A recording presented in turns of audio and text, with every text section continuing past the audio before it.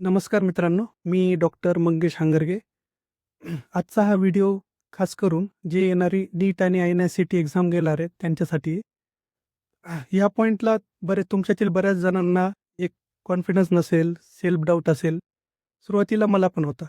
पण मी पण तुमच्यासारखाच एक ॲव्हरेज स्टुडंट होतो. कधीही कोणत्या विषयात डिस्टिंक्शन वगैरे नव्हतं. पण मी काही पॉइंट्स फॉलो केले, ज्याने मी नीट PGमध्ये 3 डिजिट रँक मिळवली. ते मला तुमच्यासोबत शेअर करायचे आहेत. तर आत्ता तुमच्याकडे जवळपास 6 महिन्याचा टाईम राहिलेला आहे. यामध्ये तुमच्या मागच्या आणि आता इथून पुढच्या धरून 4 ते 5 रिव्हिजन सायकल झाल्याच पाहिजे. त्यामध्ये प्रत्येक रिव्हिजन सायकल जशी पुढे जाईल, तशी तुम्हाला तुमच्या चुका कळतील, तुमचे लूपहोल समजतील. त्यावर त्या वेळेस तुम्हाला काम करायचं आहे आणि पुढे जायचं आहे. फक्त रीडिंग केल्याने काही होणार नाही. तुम्हाला त्यासोबत MCQ सॉल्व्ह करावेच लागतील. तुमचे डेली या टाईमला 80 ते 100 MCQ सॉल्व्ह करून झालेच पाहिजे. ते तुमचे 2 कस्टम मॉड्यूलमध्ये असतील. एक कस्टम मॉड्यूल असेल तुमचं जे तुम्ही रेग्युलर वाचताय त्याचं आणि एक कस्टम मॉड्यूल असेल तुमच्या टोटल 19 सब्जेक्टचं. हे कस्टम मॉड्यूल तुम्हाला एक्झाम मोडमध्येच सॉल्व्ह करायचेत आणि ते MCQज तुमचे सेम डेलाच रिव्ह्यू करून झाले पाहिजे. Next point GTs. GTs तुम्ही स्किप करू नका. तुम्हाला या पॉईंटला GTचा स्कोअरला सिरियसली घ्यायची पण गरज नाही आहे. माझा पण स्कोअर बऱ्याच वेळेस स्टक व्हायचा. बऱ्याच वेळेस म्हणजे मला स्कोअर एखाद्या वेळेस कमी पण यायचा.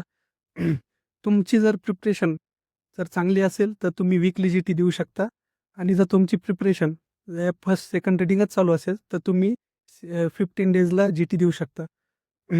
तुम्हाला GT फक्त द्यायची की तुमचा ओव्हरऑल प्रिपरेशन कुठपर्यंत आली ते पाहण्यासाठी आणि तुमचे वीक सब्जेक्ट त्यातले वीक पॉईंट्स समजण्यासाठी व तुम्हाला 3.5 तास वेल फोकस बसता येते का नाही ते पाहण्यासाठी. लास्ट पॉईंट आणि सगळ्यात महत्त्वाचा पॉईंट म्हणजे तुमची ही एक वीक किंवा एक मंथची प्रोसेस नाही आहे, तर ही तुमची खूप मोठी जर्नी असणार आहे. तर यामध्ये तुम्हाला तुमची स्टडीमध्ये कंटिन्युइटी खूप महत्त्वाची आहे. तर मी असं नाही म्हणत की तुम्ही यामध्ये ब्रेक घेऊ नका. तुमची GT झाल्यावर तुम्ही 7 डेजला किंवा 15 डेजला एक छोटा ब्रेक घेऊ शकता. कारण ब्रेक महत्त्वाचा आहे, कारण ते तुम्हाला रिएनर्जाइज करतो. मी पण मध्ये-मध्ये ब्रेक घ्यायचो. पण तुमचा ब्रेक इथून पुढे 1 ते 2 दिवसापेक्षा जास्त नसायला पाहिजे. Remember the points.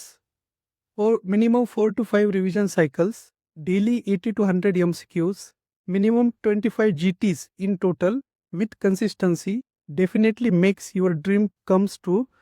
Thank you and stay tuned.